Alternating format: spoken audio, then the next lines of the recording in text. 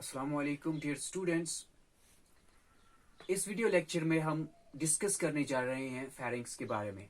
जो फेरिंग्स होता है, it is the another part of respiratory system which is required और which is helpful for the process, which is helpful in the process of respiration of human body.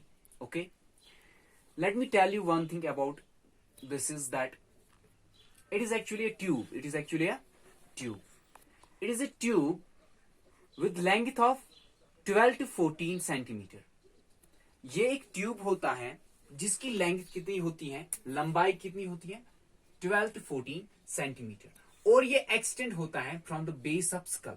जो हमारा school होता है वहां से जो बेस होती है, if this is a tube, if this is a tube, so it is a tube. Consider this is a tube.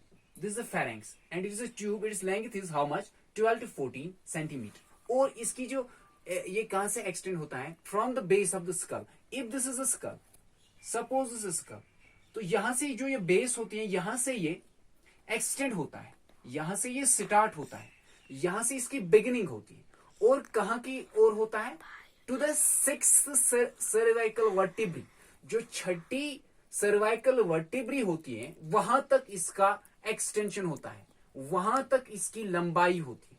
That is it is length जो होती है, it starts its length from the base of the skull to the sixth, to the level of the sixth cervical vertebrae. So you know very well we have 7 cervical vertebrae, but it extends up to what? 6th cervical vertebrae. Okay, and जो ये pharynx होता है, it lies behind nose, mouth, larynx.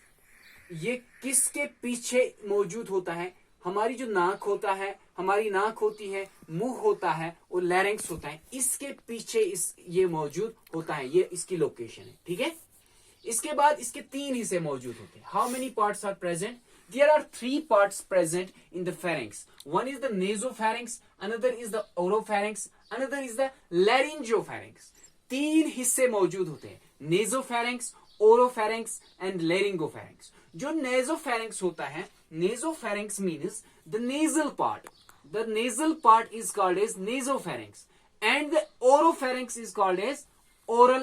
The part which lies in the nasal side, nasal area is known as nasopharynx, and the part which rests or which sits or which is located in the oral, that means in the mouth, is known as oropharynx. As already I have discussed with, it lies behind the nose, behind the mouth, and the very part which lies in in the larynx, that very portion is known as laryngopharynx. Okay, or the laryngeal part of what?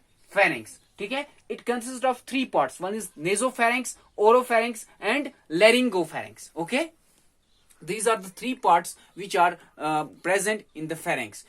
Apart from this, इसकी structure की अगर हम बात करेंगे तो इसका structure जो होता है, मैं बता रहा हूं, इसके जो वॉल्स होते हैं, the walls of the pharynx contain several type of tissues. इसमें कुछ किस्म के टिश्यूज मौजूद होते हैं, ठीक है।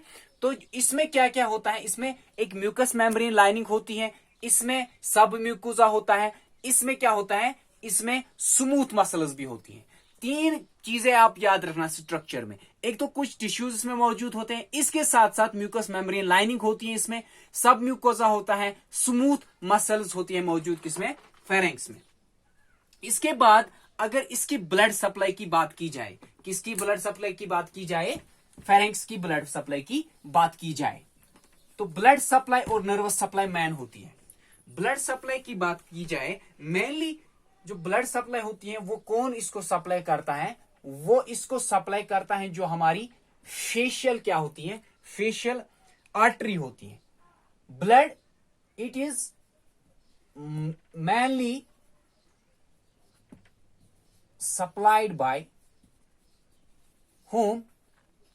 Which artery? Facial artery. जो फेशियल आर्टरी होती है वो इसको ब्लड सप्लाई कर लेती है। इसके बाद जो वेनस रिटर्न होता है, Venus return is into the facial and internal jugular vein. जो वेनस रिटर्न होता है, क्या होता है? Venus return. वेनस रिटर्न के लिए इसको कहां ये अपना ब्लड देता है? ये देता है एक तो इंटरनल जुगुलर वेन में, और किस में? और देता है फेशियल वेन में। जो फेशियल वेन होती है, इन दो वेन्स में ये वेनस रिटर्न वापस कराता है। ठीक है, इसके बाद नर्वस सप्लाई होती है। नर्वस सप्लाई इसको कौन कराता है? Nervous supply is done by whom? It is pharyngeal plex। कौन करता है इसकी नर्वस सप्लाई? वो होती है pharyngeal plex। Okay, I have discussed it with you. The blood supply is mainly supplied by whom? Facial artery. And the venous return is done by whom? Internal jugular vein and facial vein. Another is nervous supply is done by whom? Called as pharyngeal plex. The nerve is called as pharyngeal plex. It supplies or it gives it nervous supply. Now the thing is, what will be the main functions of this pharynx? Main functions क्या हो सकती हैं किसकी? pharynx की। तो इनको मैं यहाँ पे इनको डिस्कस नहीं करने जाऊंगा इन डिटेल में, इनको मैं खाली एनालिस्ट कर लेता हूं। जो फंक्शंस होती हैं किसकी? functions of what? pharynx. First thing is you are all knowing that it provides passage or it acts as a passage for air and food. Another is it gives warming as well as humidification. What does it do? It gives warming and humidification. Number third is it provides taste.